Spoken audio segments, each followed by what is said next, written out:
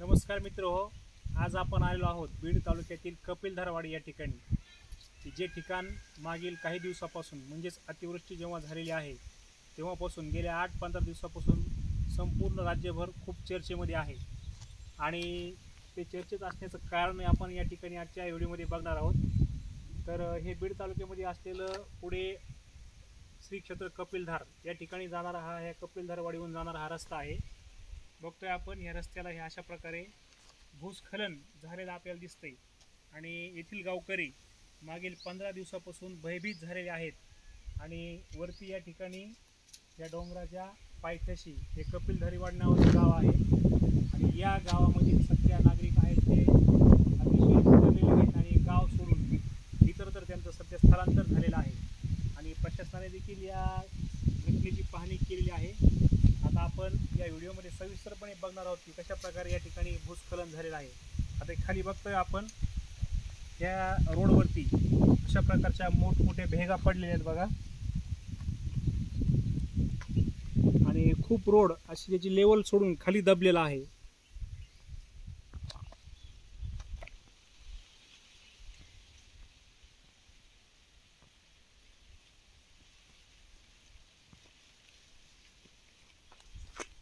हा आपल्याला इकडे दिसतोय हा डोंगर आहे आणि या डोंगराच्या पायथ्याशी हे अशा प्रकारे लोक राहतात.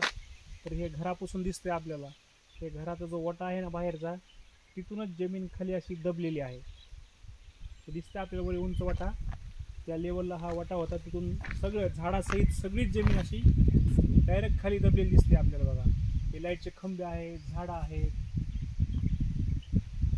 आणि त्या घराच्या लेवलपासून सगळीच खाली दबलेला आहे. आणि हा रोड अगोदर घरापासून खाली होता, तर रोड सुद्धा तेवढाच खाली दबलेला आहे. आता रोड किती खाली आलेला आहे ते पण आपण बघू. बघा हे घर, या घराचं सुद्धा स्खलन झालेलं आहे, म्हणजे खचलेलं आहे. हे वरच्या ओट्यापासून सगळं खाली खचलेलं आहे. अख्ख्या ह्या झाडासहित सगळंच घेऊन खाली गेलेलं आहे. अशा प्रकारचं खूप भयानक परिस्थिती या ठिकाणी त्या अतिवृष्टीमुळे निर्माण झालेली आहे.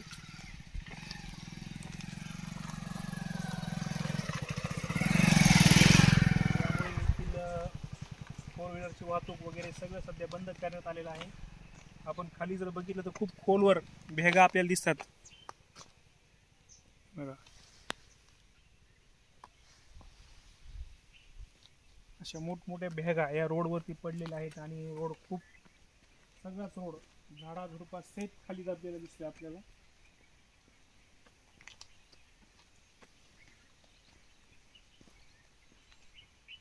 हे बघा किती मोठमोठ्या भेगा आहेत.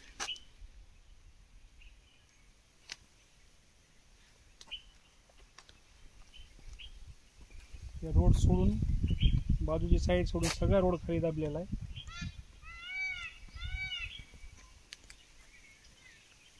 इथं आपल्या लक्षात येते की रोड किती खाली दाबलेला आहे.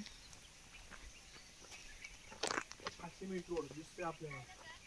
ह्याच सिमेंट रोडला हा सिमेंट रोड जोडलेला होता अखंडपणे. हा एकच रोड आहे, परंतु आता बघतोय आपण सध्या पार हे डोक्या एवढ्या लेवलला हे इथून पुढचा रोड खाली गेलेला आहे. ते भूस्खलन होऊन दाबलेलं आहे.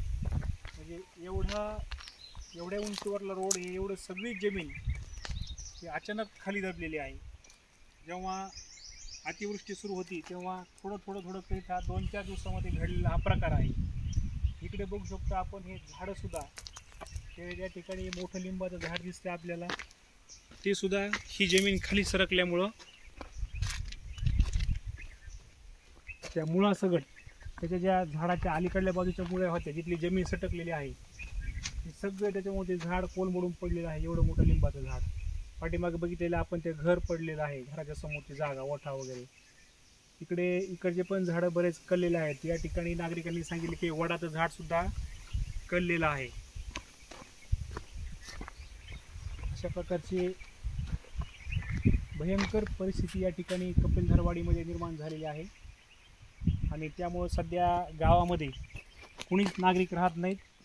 नागरिकांचं स्थलांतर या ठिकाणी झालेलं आहे आणि प्रशासनाकडे तशी नागरिकांनी येथील विनंतीसुद्धा केलेली आहे बऱ्याच दिवस आपण बघत होतो प्रसारमाध्यमामध्ये की गावकरी एका ठिकाणी पलीकडे स्थलांतरित झालेले आहेत. त्या ठिकाणी त्यांना सगळं सोयीसुविधा पुरवलेल्या आहेत आणि आता या गावाचं स्थलांतर वरती डोंगराच्या माथेवरती होणार आहे अशा प्रकारचं प्रतिक्रिया गावकऱ्यांनी या ठिकाणी सांगितलेल्या आहेत. लवकरच गावकऱ्यांचं या ठिकाणी स्थलांतर व्हावं आणि त्यांच्या मनामधली जी भीती आहे या ठिकाणी राहण्याची ती निघून जावी अशी आपण अपेक्षा व्यक्त करूयात. धन्यवाद.